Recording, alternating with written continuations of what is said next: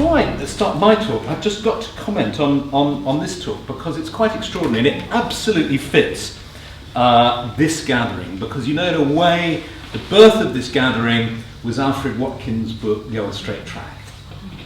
And the book begins with the fact that there are all these mounds all over the countryside. And he starts off the book, if you remember, saying, isn't it odd that there are all these mounds? And then the book carries on. And when I moved to Lewis 25 years ago, one of the striking things about it is there's a mound, which we call the Tump, or the Mound, just down the road from us. And I ended up writing a book about it, sort of starting on a journey from that mound and going off to the Long Man of Wilmington and back, or the Druid Way. And I've done a bit of research into the mound there. And so all my neurons were firing away there when you were talking, because there are these extraordinary links. And I think really we are bloodhounds and weavers. Bloodhound, this is just a fancy way of saying sort of scientists and artists. There's two sides of it. Bloodhounds were sniffing out. So as I was listening to you, Sis, I'm saying, oh my God, and that, I wonder what that means. Isn't that strange? What an interesting coincidence.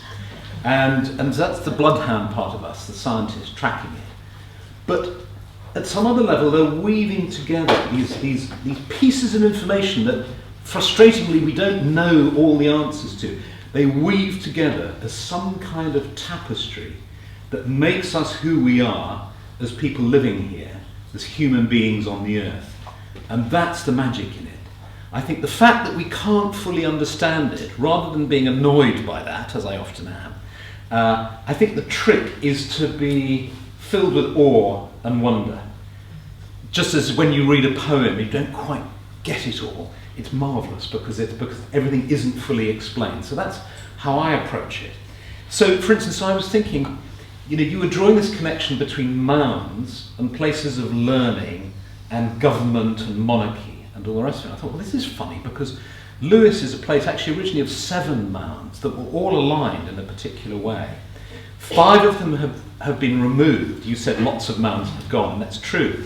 And just about 10 years ago, somebody doing research in the parish records was able to piece that information together by finding out references to mounds being removed to put a house up on. There are 2 left. And the mound is by a salt pan, the dripping pan. So there's this salt connection. So you think, that's funny. And I think, what about a connection with monarchy? Well, of course, Lewis plays a huge part in the history of Britain, because it was there that there was the Battle of Lewis, where the barons got fed up with the king, and they said, we want a right in the government. We want to be able to parley. And so the first part, so the king was captured, and then he said, okay, you can have a parliament. So Lewis is significant in the story of Britain because it's in the story of democracy and the founding of the first parliament. And didn't Anne Cleves live there? And well, she never actually went there. He gave, instead of chopping her head off, he gave her a house in Lewis, but she never apparently actually went there. But it was a huge ecclesiastical place. There was a massive abbey there, and a strong religious stronghold. And with this pre-Christian past, with these 7 mounds, Lewis really means the place of the sacred mounds. Mystery school, I expect. A mystery, yes, almost undoubtedly a sacred place, a mystery school, and connected with the story of our government. And I'm just going to fire off these sort of connections quickly before I get onto my talk. You talked about Prince Charles. Well, I don't know if you've come across his book Harmony that came out last year. And that's where he really comes out of the closet. And he says, a lot of you thought I'm mad because one minute I'm talking about architecture, the next minute I'm going on about organic agriculture and all the rest of it. But actually I've had a plan all the time. And the plan is this kind of wonderful scheme. And there are chapters on sacred geometry, on spirituality. He really does come out and show his mettle, as it were. And you mentioned, you showed a picture of Marlborough with Merlin's Mound and the way it's in the same proportions as Silbury Hill just down the road. And the mound at Lewis is in exactly the same, it's just smaller, but it's the same angle. I think it's 60 degrees with its flat top. You think, what is going on? It's very peculiar. This connection with salt, you mentioned the Druid connection with immortality in our Samhain ceremony, which takes place opposite May Day at Beltane. opposite Beltane at Samhain, which is around 31 October to the 2nd of November, the Festival of the Dead, where we remember those who've passed on. We have a feast of honey, wine, bread, and salt. So these are some connections. And I didn't know that Westminster had a mound. You know, I used to go to Vincent Square, but I didn't know there was a mound there, because it's all flat now. You know, and the sanctuary, I remember that too. So thank you so much. And a part of my past that I had, okay, that's it. So a part of my past that I didn't reject was my grandfather was a friend of Alfred Watkins, and together they started the old the Straight Track Club. And so in pride of place at our home is a little bronze monument of a doll man that was given to my granddad. And when he was working on the Straight Track Club, they had a wonderful idea, which was, you know, in the old days, maybe they still do it, you know, the hospital notes, which is like an envelope that is printed, and then the doctor takes it from the end of your bed and says, still looks bloody awful, you know, give him some more glucose or whatever, and then he puts it back and everybody makes their notes, and then it gets passed on to the consultant who reads it, and then occasionally it gets muddled up with somebody else's envelope, and then you're in for trouble. Well, they came up with the same idea, and what they did is they had an envelope that was printed on the front. This is so lovely. And you would, if you discovered a lay, if you were out walking and you discovered, oh, there's this, I think I can spot a lay, and you worked it out on the map and all the rest of it, you would write up a report of it, draw a little map and so on, and then you would send it down the tree. You'd have like a telephone tree. You would send it to the next member, who would read your paper, and then would comment in the box. You know, yes, I've noticed this too, and do you know it goes on to Winchester, you know, like that. And then sign it and date it, and then he would mail it to the next member, and the next member, and then a couple of months later it would come back to you as the author with everybody's comments on it. Isn't that lovely? That's a fantastic idea, and I've still got a few of those left as mementos. So, sacred places.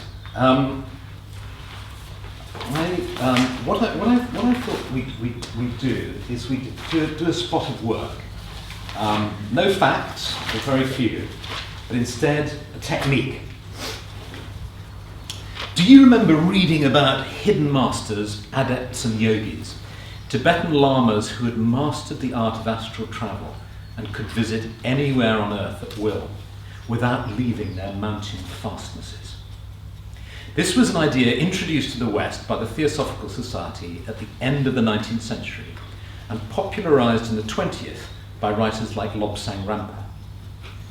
Do you remember, who read Lobsang Rampa? Let's have a show of hands. Lobsang Rampa. Not many actually, no, okay. Very strange books. If you pick up a copy now and read it, it's absolutely barking, really. But in, you know, back in the 70s, whenever it was, the 60s, it was all the rage. The idea in this was that simply by entering into a trance, these adepts could leave their bodies like dried husks, like mere shells, that would await their return whilst their inhabitants, the inner soul, would travel in their astral bodies to remote locations, to heal the sick, to transmit teachings to distant disciples, to inspire new inventions or great movements that could help lead the world out of misery. I remember once talking to Olivia Robertson, who died at the age of 96 last November, who founded the Fellowship of Isis. And I helped to run the Order of Bards, Ovates and Druids, and we have a distance learning program in Druidry that we mail all over the world. And Olivia, who was a wonderful Anglo-Irish eccentric, she said she has a Druid order as well, the Druid clan of Dharma. And she said, oh, we don't bother with the post. We send our lessons on the astral. Why didn't you try that? Much simpler. We still use the old-fashioned method of the post. But, you know, what a wonderful thought it was. I'm sure when you came across this idea that you could sit in a cave and just travel all over the world, this is a tremendous thought. And of course the trap that we fell into was immediately thinking, well, if I'm going to do that, I've got to do the complete opposite. I've got to drag my husk all the way to Tibet to learn this stuff, which is what we do, of course. We go off to South America and we go off to different places to learn these things. But here we all are. We're not in Tibet. We're sitting in this wonderful place in Addington Park, and I think we've moved into a different era now. We've moved into an era where more and more we're understanding that this work can be done right here, right now, in our hearts and our souls. And that we're in a magical landscape almost wherever we are, which is why this work of uncovering these connections is so important. Because even just at the level of inspiration, when you're sitting in Marlborough having a cup of tea on the way to somewhere, if you know that Merlin's Mound is just up the road, it inspires you, and it helps you to see beyond the surface to that deeper mystical level that is always there. So I think we can do this now. Would you be interested in working on a technique right now? Are we up for this?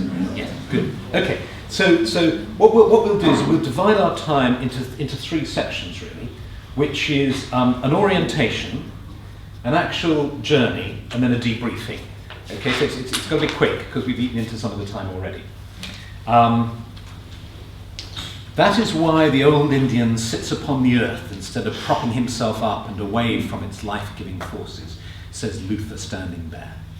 For him to sit or lie upon the ground is to be able to think more clearly and feel more keenly. The old Lakota know that man's heart away from nature becomes hard. He knew that lack of respect for living things soon led to lack of respect for humans too. All the earth is sacred, but some places undoubtedly have a more invigorating, calming, or uplifting effect on us than others.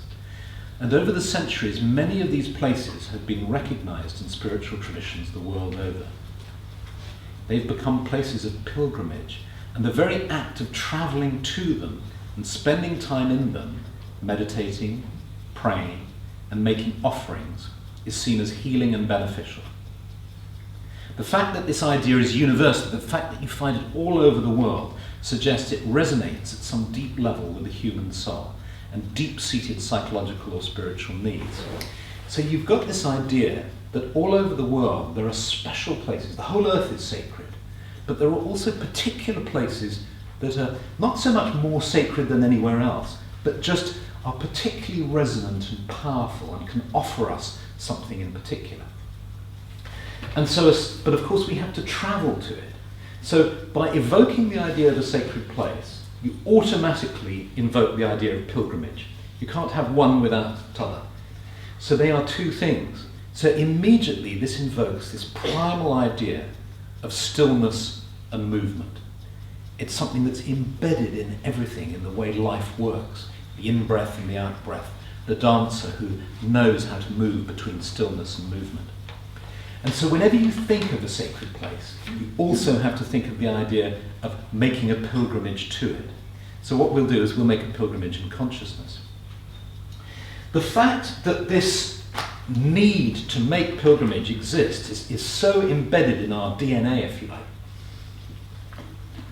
is shown in the fact that however revered a spiritual teacher is, if he or she tells you not to make a pilgrimage, you will take no notice of him. Look at this, the Sikh holy text, the Guru Granth Sahib, where the founding father of the Sikh religion says, "I do not go to see sacred shrines of pilgrimage or bathe in the sacred waters," because of course India at that time, everybody was making pilgrimages, going to the Ganges, bathing and so on.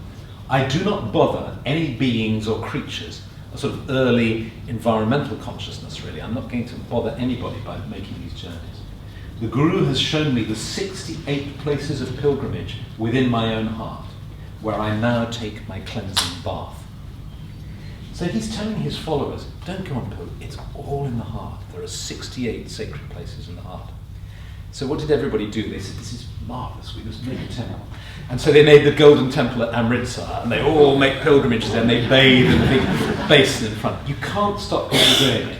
But I think what we can do is we can start to work, like the adepts in Tibet and in the Himalayas, we can start to do more pilgrimages within, in the inner world. So,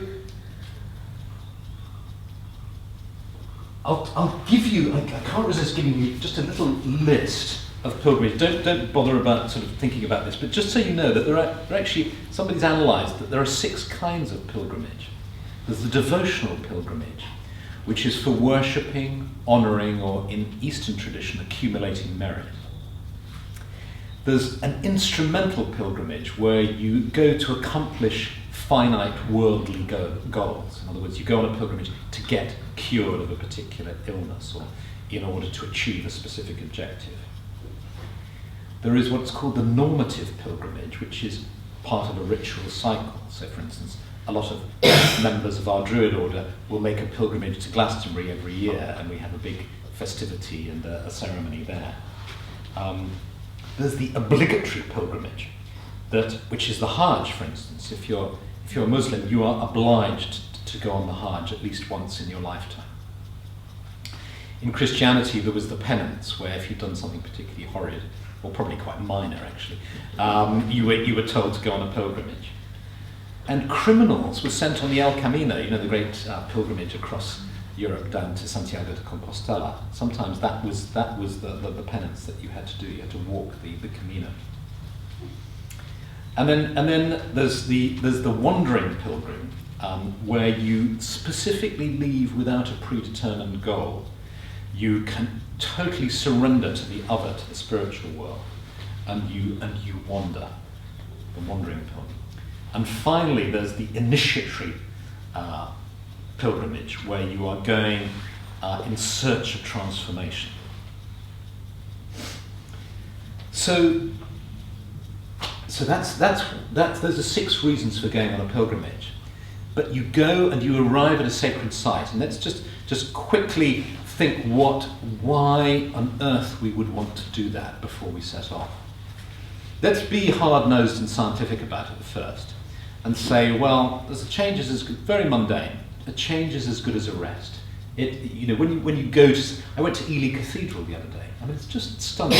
You make a visit somewhere. Change is as good as a rest. Mm-hmm. A sort of spiritually sanctioned holiday. And of course, holiday actually comes as a holy day. So. Mm-hmm. There might be other physical phenomena going on, like invigorating negative ions at the site, if it's by the sea or a river or a waterfall, or if it's up on a mountain. It's in a forest. We now know scientifically that breathing in forest air is healing. There's fascinating articles about that, where the actual particles given off by the trees, you actually inhale into your lungs and it goes into your bloodstream, which is why in Japan doctors will prescribe forest walking as a remedy for certain illnesses. And just physically walking actually makes you feel better. So taking a journey, again, that might be why the Camino is so popular, because people are actually getting off their butts and actually going for a really good long walk. And then you factor into that the electromagnetic field of the Earth. And that varies across the Earth. We know that scientifically. So in addition to all these quite mundane, if you like, reasons why a pilgrimage might be good, and going to a sacred site might be good, you may be entering a different electromagnetic field, which is more invigorating in some places than others. But then I guess all of us here would like to think that there's something more going on. So let's factor in some more elements. There's the idea that the Earth has energy centres or chakras. And I remember Peter Dawkins taking me on a walk at Hollywood in Ireland and showing this little, and I was kind of sceptical of this idea of Earth chakras. And then there's this little miniature system of 7 chakras at Hollywood in Ireland. It's really quite uncanny, and you can sort of feel them, and the landscape matches them. There's the brow chakra, a great big triangular stone that you climb on top of, and you can sort of feel, you have this tremendous vision and sight, and then behind that is a crown chakra. There's a great mound behind that with a little church on top, and then you go down and so on. So there's this idea of earth chakras. So the idea that certain places are, for instance, heart chakras. People say that Glastonbury is a heart chakra, and if you go there, rather than being confused by all the New Age books on sale. Instead, your heart will feel love and compassion. If you go up to a brow chakra site like Edinburgh, suddenly that'll help with doing your exams. Perhaps nature spirits, devas, fairies, angels, or grumpy demons live in certain places that we should avoid or visit according to our needs. And then there's the idea that holy people have lived at certain sites, and that somehow, because they're holy, because somehow they're in contact with the spiritual world, they've imbued the area with their energy, their vibrations that have somehow remained. So it'll be connected with places where holy people have been born, or where they died, or where they've gained enlightenment, or where they performed miracles, where they performed healings. And it's this idea that these kind of events affect the atmosphere of a place on a permanent basis. And again, you can be skeptical about this, but travel to somewhere like New Zealand, and go down to the South Island, and go down, down on the western side, for instance, places where very, very few people have been. The Maoris were sensible; they didn't bother going that far because it's too damn cold. So very few people have been. And you sit on a beach there, sit on a stone there, and there's this peculiar sensation that there's no recording. There's the tape is almost clean. It's slightly spooky. There's a sort of emptiness which, if you can accept, is wonderful actually, but it's also quite unnerving. And the complete contrast when you fly back to England and you sit almost anywhere in England, and you can just feel the layers of recording of history and events and battles and love and all sorts of things that have happened there. So the suggestion is, in a way, that in a sacred place there's a particular configuration of recordings in the etheric, if you want to use that terminology, that is different, that is particularly magical and wonderful, that can be accessed if you're sufficiently sensitive.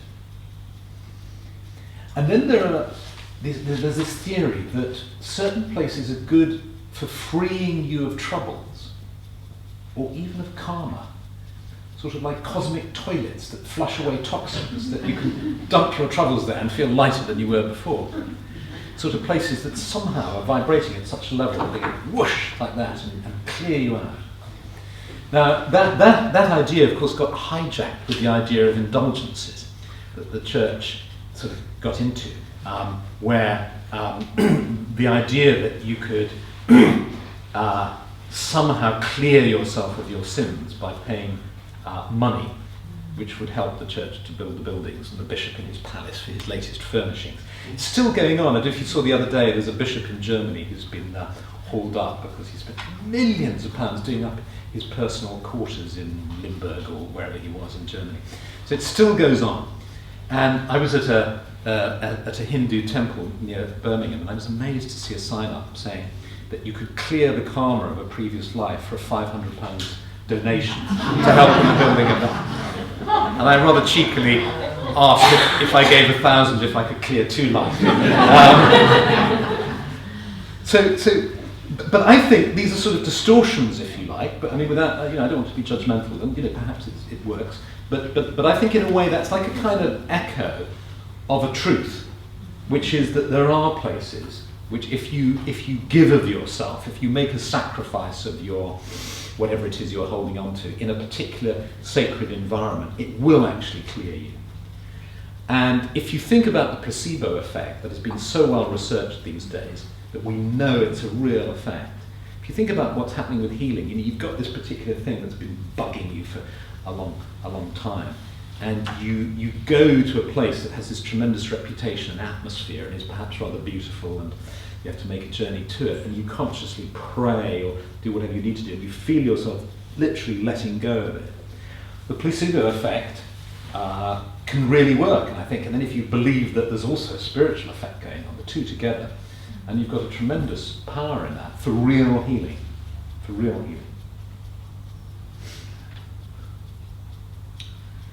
So, the reason why I'm so keen on this technique that I'm going to show you is because I got one of the nicest emails I've ever got in my life when I was living in New Zealand for a while, and it was from a publisher saying, "Will you write a book about sacred places?" And I emailed back saying yes. And then he said, well, just choose 50 of them and give us the list and we'll see what we can do. And so I started working on a book called Sacred Places. And I discovered, to my horror, that there's a shadow side to all this, which is that the pilgrimage has caused a massive problem, a huge problem in the world. A huge ecological footprint that the year 2000, 70 million people travelled to the Kumbh. 6 million people travelled to Jerusalem. 2 million people went to the Mecca in the Hajj. I mean, in Mecca they have the biggest slaughterhouse in the world, but because you have to sacrifice a sheep, so thousands of animals are sacrificed. Thousands and thousands of frozen bottles of water are produced, the biggest cold water bottling factory in the world. 44, ever since a bunch of tents caught fire and killed some people way back, they've built 44,000 permanent tents with air conditioning in the desert for the Hajj and so on. So huge conventional religious pilgrimage creates huge ecological damage. If you factor in New Age pilgrimage as well, that just adds to the load. Now, I'm not saying that one shouldn't go on pilgrimage, not being a wet blanket in that respect, because I think when you really are moved to make a physical journey to a place, I think it's important to follow your spirit. However, I do know that there are some people who just sort of like do a pilgrimage every year to a different place and they're flying all over the world. And, you know, maybe instead if we learnt to pilgrimage internally in the other world, perhaps this could be of some value. So what I'm really advocating is armchair travel. And I think as well that the technological world and the things that we experience in our modern world, there's a parallel with the spiritual world. Can I have a hands up for how many people have used Google Earth? Not as many as I thought. Okay, well that's interesting. That's only about a third of the people here. That's interesting. It's really rather extraordinary if you ever get the chance to use it. You can download it onto any computer. And some images are clearer than others, but for instance, you can go to, say, the mouth of the Brahmaputra River, it flows down to Bangladesh, and you can set the angle of your vision to fly, so you're flying like a plane, and then you can fly to Lhasa, fly up the river, and you fly, it's just quite extraordinary. You fly up the river and get to Lhasa, and you fly onto the Tibetan plateau, and then fly around the back of the Potala Palace like that, and see the Dalai Lama's secret temple, was a secret temple, in the lake behind, and then fly back again. Fly over the Cernabus giant, for instance, because you'll get a view of the Cernabus giant that you can't get unless you sort of hire a light plane or something like that. It's really quite a remarkable tool for getting a feeling for this wonderful, miraculous earth that we live in. So those of you who've done this will be familiar with this exercise in a way, because it helps. If you've done it, you'll know what I mean when you do it.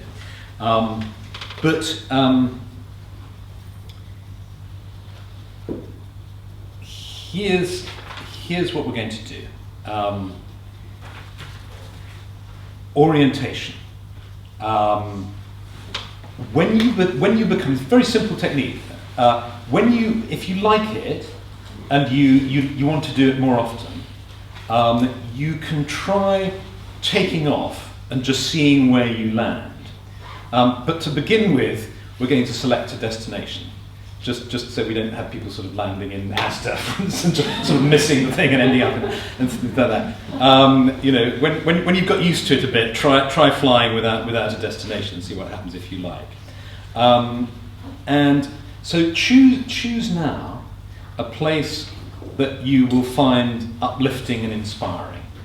Just think of a place that perhaps somewhere that you've always wanted to visit, but either have or have never got round to. Let's just close your eyes and go inside and just think, okay, I'm going to make a little trip in my imagination in the other world, if you want. Where shall I go?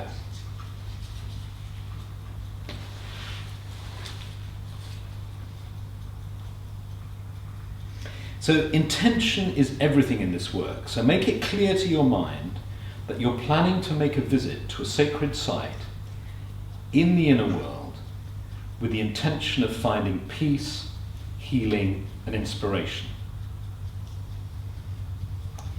You remember you may have heard about remote viewing, which the CIA and the KGB did, and they got so skilled in it they could use just map coordinates in the end to get there.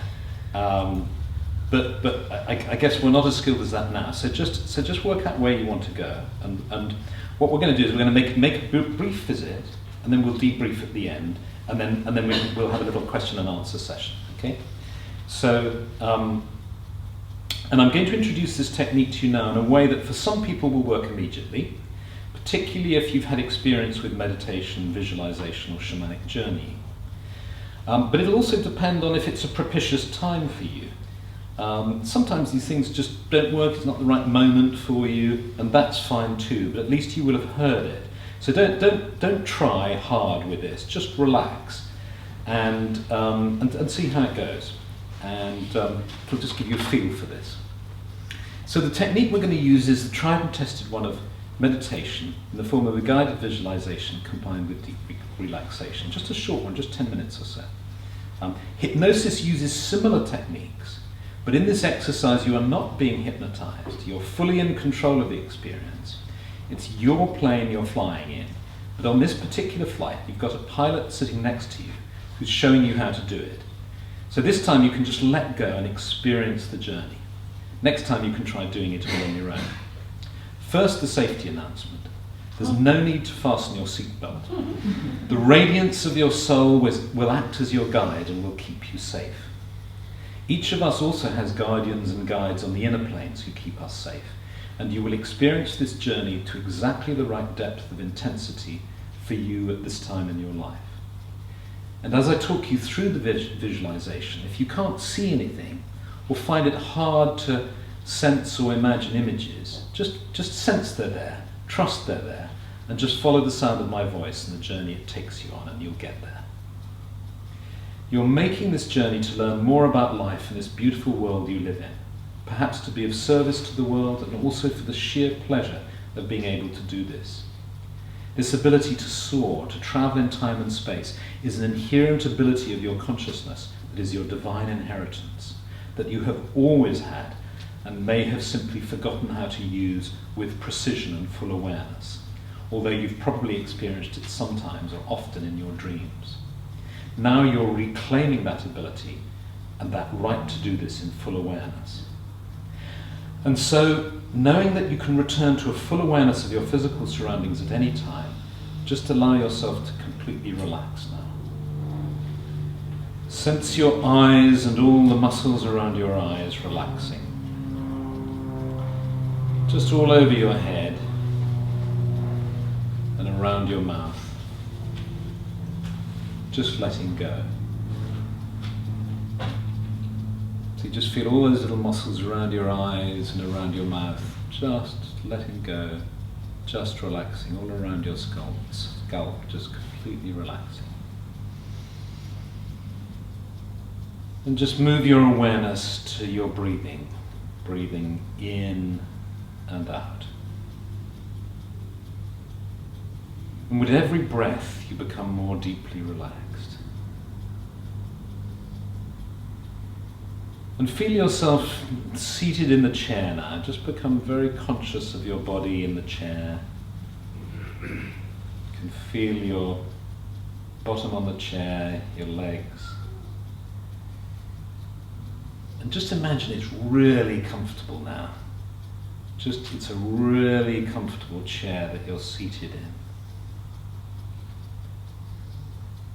And your awareness of this room and the other people around you just begins to fade so that you're on your own in this chair, in a really comfortable room, perhaps an old library, and there's an old-fashioned globe in front of you, just a few feet away.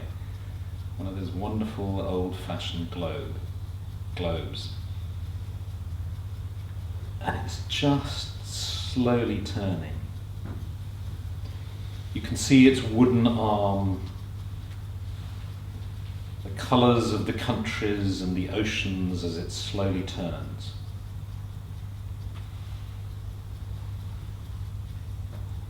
And just sense the arm of the globe melting away. And the globe actually becomes an image of the earth that you're looking at.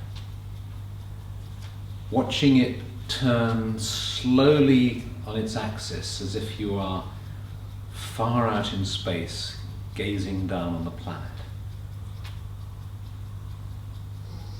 So beautiful with the sea and the land beneath you, and just relax and allow yourself to slowly move towards the earth until you feel you're at just the right distance, gazing down onto the planet, so you can admire its beauty.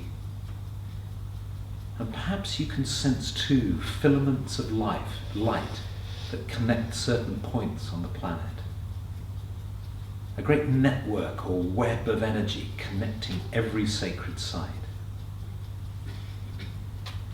And slowly the planet turns until you can see the country you want to visit far below you.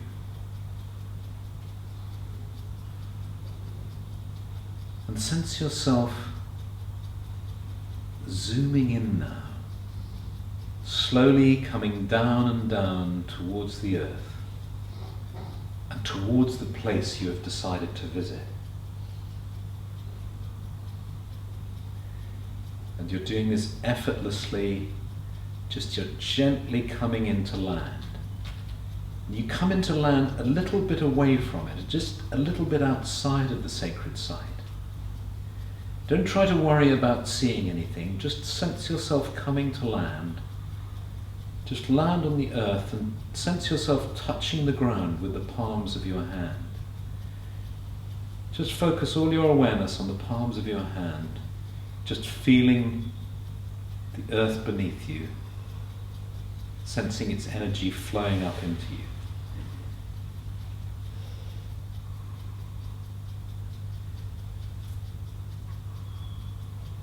Because you're traveling in the world of the etheric or the spirit world or the other world or the astral, it's a world of light and colour and energy.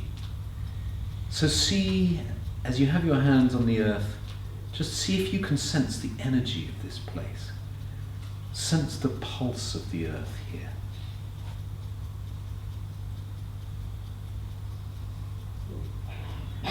And now ask if you can go to the first gateway to this sacred site. And if it's meant to be, you will sense yourself just traveling there effortlessly to this first gateway. And sometimes you might experience this as a guardian standing at a gateway, just standing there, who you need to greet and request entry from.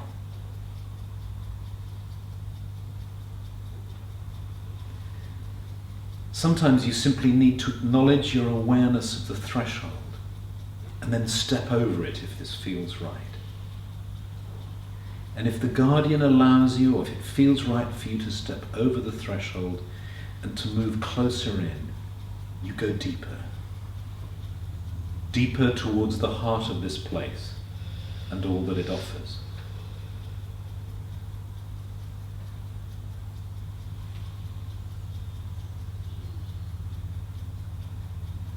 Sacred places are places of power that mediate specific frequencies of energy that are inspiring and healing. They are like pure springs high on the mountainside that invigorate and refresh you. So just allow yourself, if it feels right, to bathe in the energy at the heart of this place, soaking in the peace and the power to be found there.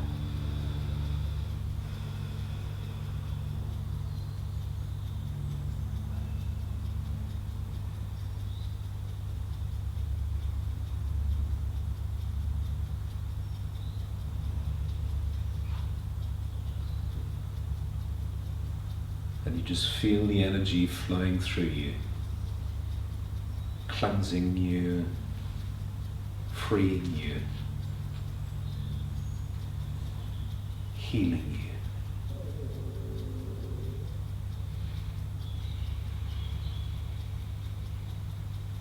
Sacred places are also places of inspiration that can bring fresh ideas or guidance when we need it. This can come in the form of a message in words, in an image or symbol, or in a gift that is placed in your hands. If this place has a message for you in your life at this moment, be open now to receiving that message.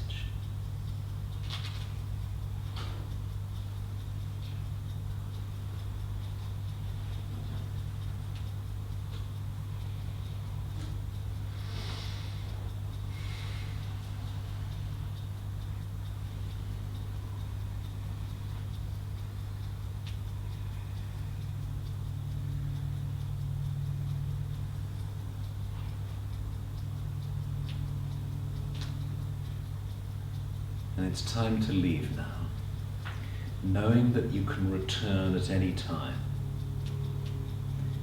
It's customary in holy places to make an offering, perhaps lighting a candle or leaving a flower or offering of food on an altar. If this feels right, sense yourself making such an offering, even if it's simply touching the ground with love and reverence.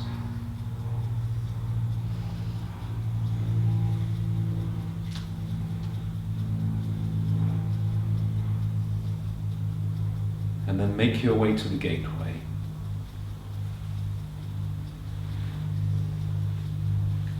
Thank the guardian if one is there.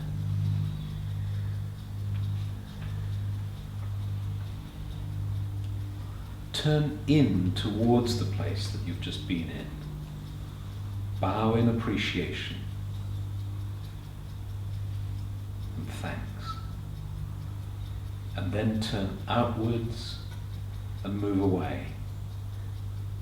Walk away and gradually start drifting up into the air. Sense yourself just floating up into the air until you're looking down on the earth once again from high up.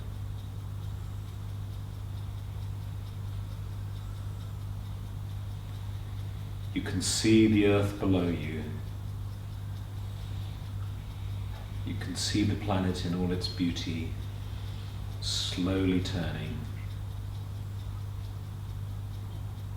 And it slowly turns until you can see the familiar coastline of England. You're looking down on Kent. And you gradually move and drift down until you can see your position on the physical plane. Here in this room, you find yourself coming down to Addington, the pond outside, the lawn. You sense yourself coming back down to the chair. You sense the globe, the old-fashioned globe with its wooden arm turning. Your awareness of the globe begins to fade, and you become aware of being seated in this room. You sense the walls around you, the ceiling above, the floor beneath you. You sense the presence of your friends and fellow participants around you, and feeling fully present here and now, feeling calm, invigorated, relaxed and alert. You stretch your fingers and toes, and when you feel ready, you open your eyes.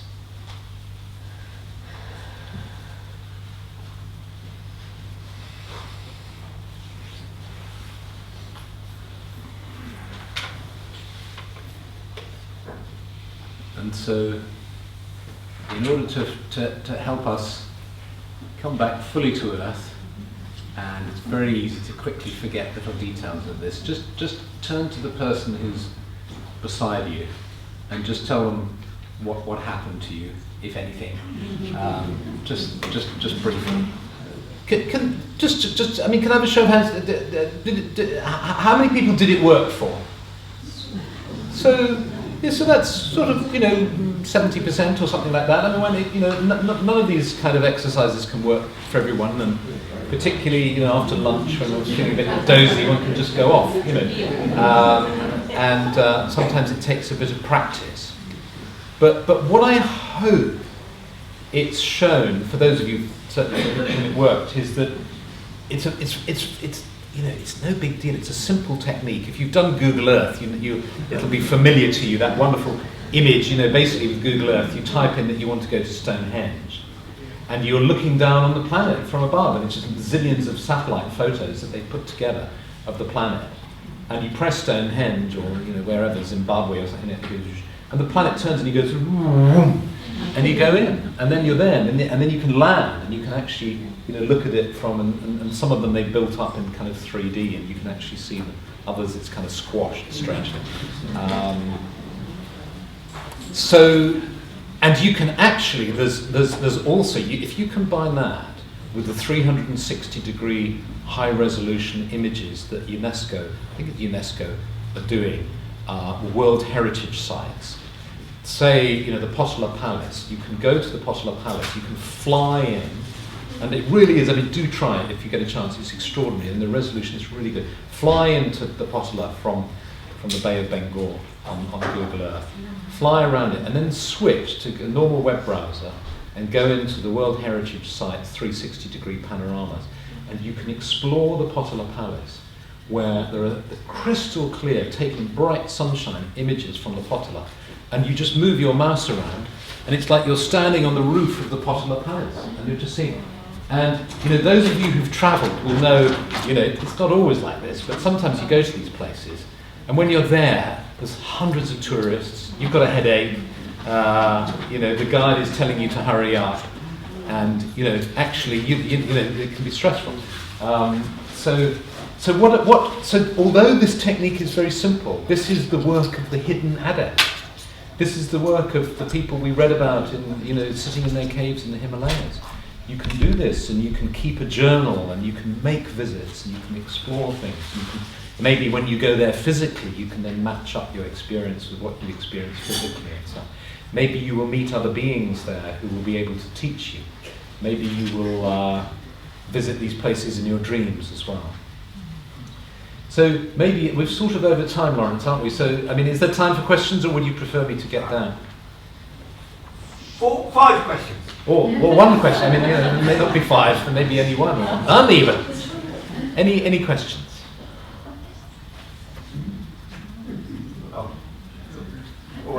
In journeying, with shamanistic journeying, Yes.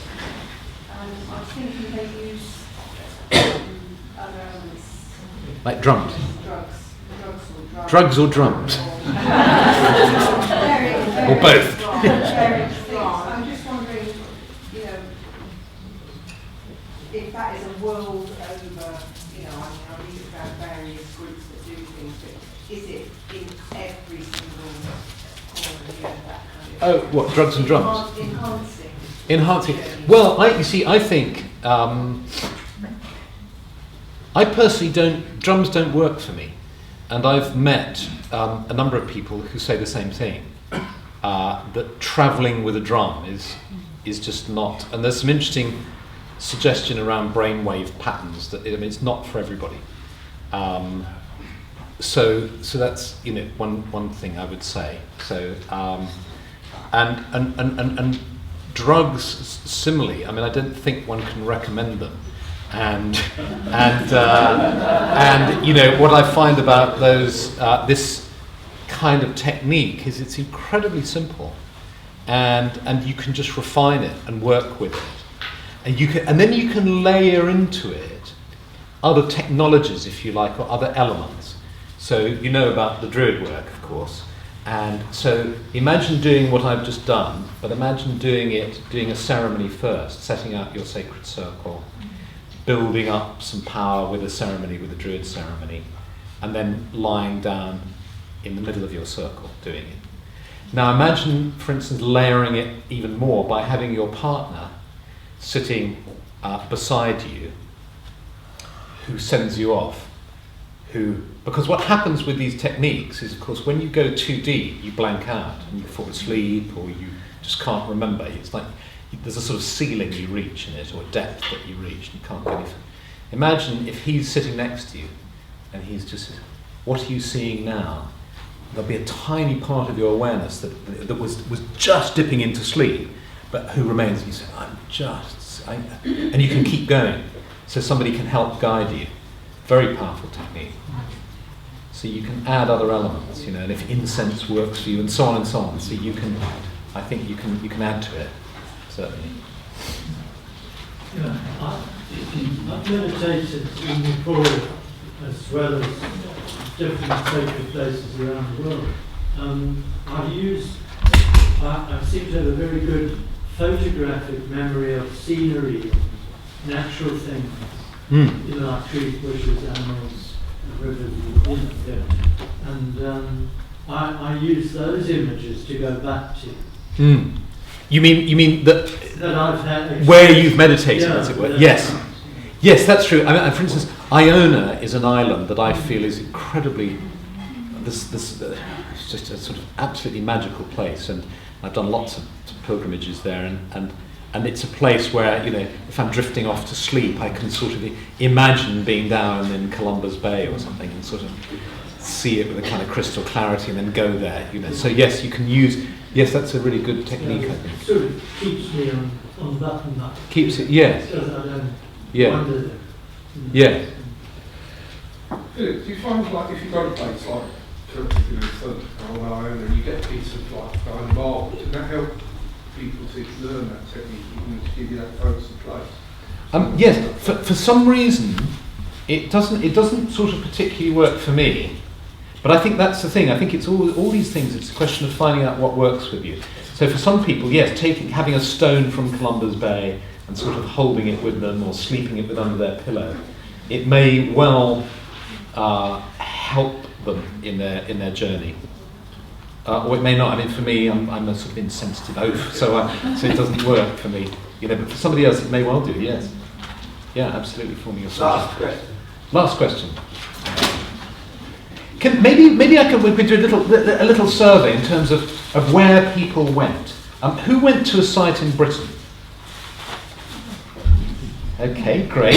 Who went to Egypt? 3 people went to Egypt. Who went to India? Nobody went to India. Africa? America? 2 sites. North America? South America. 2 South Americas, 1 North America. 3 South Americas, 1 North America. Asia, anybody?